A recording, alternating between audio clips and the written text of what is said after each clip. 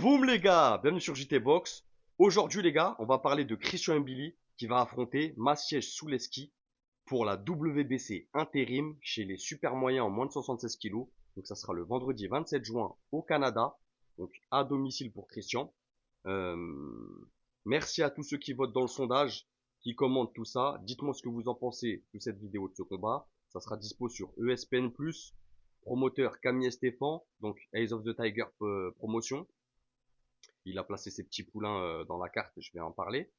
Donc combat important pour Christian Mbili, car au-delà d'être actif, de rester actif, il peut confirmer avec ce fight-là sa pole position chez la WBC et être un challenger officiel que Canelo ne pourra pas éviter ou refuser. Quoique, il nous a déjà fait une encartade avec Benavidez, donc il peut le faire avec Mbili aussi. Et on y reviendra un peu plus tard dans la vidéo, les gars. J'espère qu'on va pas faire une vidéo assez longue. Donc, à noter sur la carte, les gars, Sanji Messaoud, grosse force à mon frérot, grosse force à toi, allez lui envoyer un message de soutien, qui va combattre Christopher Guerrero, top 29 mondial, un poulain de chez Ace of the Tiger Promotion, chez les Walter. Sanji Messaoud qui est actuellement top 119 mondial. Il a été appelé récemment, il partage tout sur son Insta, les gars, allez lui envoyer un message, ça va lui faire plaisir et on donne de la force à nos boxeurs français. Surtout Sanji, je l'ai reçu sur la scène, c'est un frérot, je parle souvent avec lui, donc j'y reviendrai un peu plus tard dans la semaine pour parler de ce fight. En tout cas, grosse force à Sanji. Il y aura Moreno Fendero aussi chez les super moyens qui est top 51 mondial. Donc voilà une belle carte. Il y a LM Khaled, c'est pas une carte de zinzin, mais ça reste médiatiquement d'être bien sur cette carte parce que ESPN+, il y aura Top Rank par rapport à Mbili. Donc médiatiquement, c'est bon. C'est très bon d'être sur cette carte. Donc maintenant, Mbili, c'est top 2 mondial, top 1 français, top 1 WBC, top 1 The Ring Magazine, 28 combats, 28 victoires, 0 défaite, 0 match nul, 23 victoires avant la limite, c'est un cogneur. Ses débuts pro en 2017, il a 30 ans, droitier, 1m74. Son dernier fight, c'était contre Derevchenko, victoire unanime en 10 rounds. Voilà, il prend un Derevchenko en fin de carrière. Euh, et je pense que ce combat, même s'ils se blessent les deux lors de ce fight, ça a apporté à Mbili du niveau technique. Vraiment, techniquement, là où il a plus de lacunes, vu que c'est un cogneur, c'est pas sur ça qu'il va faire sa boxe.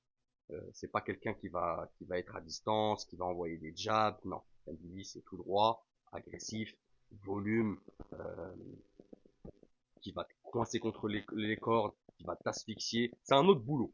Vraiment, c'est un autre boulot. Mais je pense que ce fight contre Derevchenko, ça lui a apporté euh, beaucoup de techniques, notamment en gestion de cardio, gestion du ring, gestion de l'espace, gestion du rythme aussi, de ses accélérations, de ses séquences.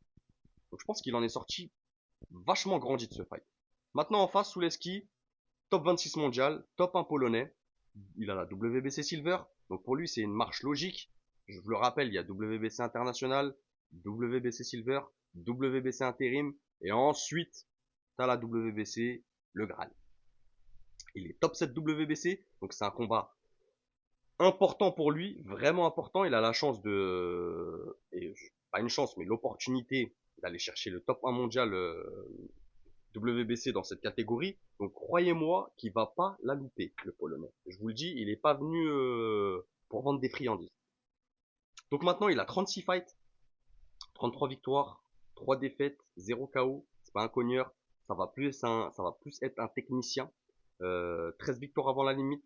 Début pro en 2010. Ça commence à dater, ça fait plus de 15 ans qu'il est dans le circuit. 36 ans, droitier, 1m85, assez grand. Son dernier fight, c'était contre Ali Aghmedov qui va chercher au Kazakhstan, qui met TKO à la 10e. Je me rappelle bien de ce combat. Je crois que Ali, il est touché au premier round, à froid comme ça, à sec, par un jab précis et affûté. Je crois qu'il envoie une ou deux fois au tapis lors du premier round. Donc Ali derrière, il a du mal à se remettre tout ça. Il a 3 défaites, mais il a notamment 2 défaites contre Pacheco et contre Andrade. Donc pas des manchots, tu l'auras compris. Maintenant, Sulecki, c'est un bon jab. Vraiment, c'est un jab précis. C'est un gros physique. Je vous le rappelle, on est chez les moins de 76. Et à mon avis, lui, quand il arrive sur le ring, il doit être à mon avis, aux alentours de 80 kilos, peut-être même au-dessus. Donc, gros physique. Il est, Je le vois mieux techniquement que Christian parce que c'est sa boxe qui veut ça. C'est pas un puncher, c'est pas un cogneur, c'est un technicien. Donc techniquement, il sera mieux que ça soit sur les déplacements, la gestion de ring, la gestion de la distance. Tout ça, je le vois mieux le Polonais. C'est quelqu'un qui construit bien ses rounds, il répond bien aux attaques. Maintenant, je le sens fébrile au corps. Donc pour moi, le corps chez le Polonais, j'ai mis des doutes. Maintenant, Mbili, il a pour lui la fraîcheur physique. Il a 30 ans, c'est un gros cardio, un gros volume. Il est habitué à ça. Il amène ses adversaires et ses opposants en eau trouble. C'est un gros travail corps-face. C'est beaucoup d'engagement, beaucoup de cœur, parfois même un peu trop. Donc voilà, Mbili va faire ce qu'il sait faire, les gars. Agressif, il va l'asphyxier, il va le coller, travail corps-face, et je pense que les crochets au corps, ça va payer. Donc pour ceux qui veulent plus d'analyse sur Mbili, j'en ai déjà parlé sur la chaîne, je reviens plus en détail sur les combats précédents. Donc pour ceux qui cherchent plus de développement, de technique, d'analyse sur sa boxe, je vous invite à regarder les anciennes vidéos, tout ça, et revenir sur celle-là. Donc voilà, donc je pense mon prono, les gars, et après on revient sur la WC intérim, tout ce que ça inclut, tout ça. Je vois Mbili avant la sixième. Je pense que le rythme, plus agressif, plus de volume, plus puissant aussi, beaucoup plus puissant. Je pense qu'avant la sixième,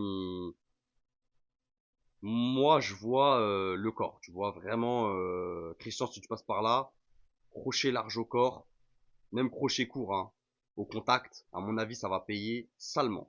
Donc voilà, je vois Mbili avant la limite, avant la sixième, sur un coup au corps.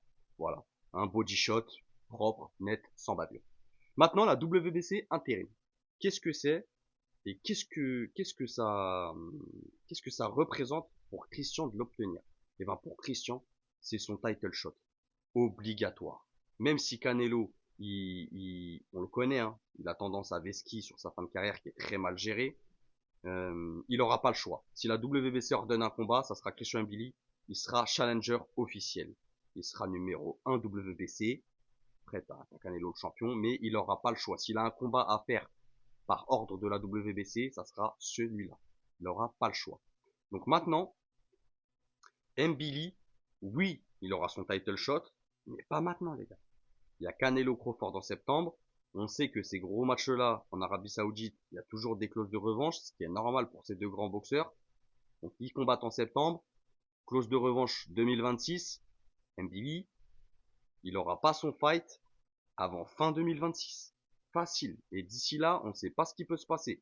La boxe, les gars, oui, on voudrait ci, on voudrait ça, mais ça se passe pas comme ça. Il y a des couloirs sombres, vraiment en termes de business, et qui manquent de lumière. Donc, à éclaircir cette histoire, mais en tout cas, sur ce fight, s'il remporte la WBC intérim, déjà ça sera incroyable pour lui. C'est une source de motivation aussi, une ceinture, c'est pas n'importe quoi.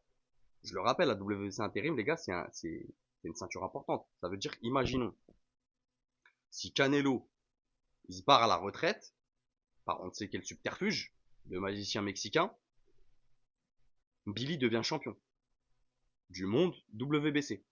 Donc ça serait incroyable. Alors pas aussi incroyable que remporter un combat et d'avoir la ceinture, mais ça serait une dinguerie. C'est pour vous expliquer l'importance de cette ceinture.